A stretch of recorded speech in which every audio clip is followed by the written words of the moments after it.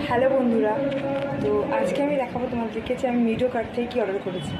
মানে সবাই Meadow cart থেকে অর্ডার করছে, তো আমি ভাবলাম যে আমি অর্ডার করে নিই, একবার টেস্ট করে দেখা যাক কেমন আসে। তো এই দুটো জিনিস আমি মিডো কার্ট থেকে অর্ডার করেছি। একটা হচ্ছে পান্তুয়া, এই যখন পুরো কাঁচের কি সুন্দর কিউট বয়মে আসে, বাট এটাকে ফেললে চলবে না, কারণ এটা বয়মটা কালকে আবার ড্রপ করে নিয়ে যাবে।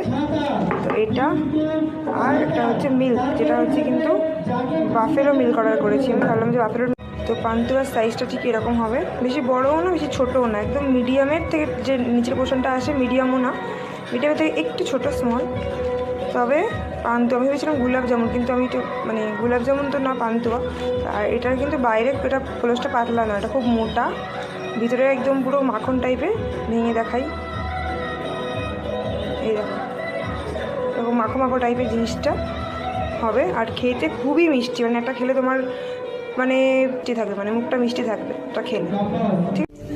তো এটা ভিতরে জাল করে নিয়েছিলাম দুধটা, এবার দেখাচ্ছি দেখো কত মোটা একটা লেয়ার পড়েছে, হাত দিয়ে তুলে নিলাম, পরিষ্কার ছিল। এবার দেখো পুরো লেয়ারটা, দেখো পুরো লেয়ারটা তুললাম, সর পড়েছে। এটা সরটা আমি শুধুই খেয়ে নিই, অনেকে তো এটা কালেক্ট করে, বাট আমার শুধুই ভালো লাগে, পরে কফি বানাই।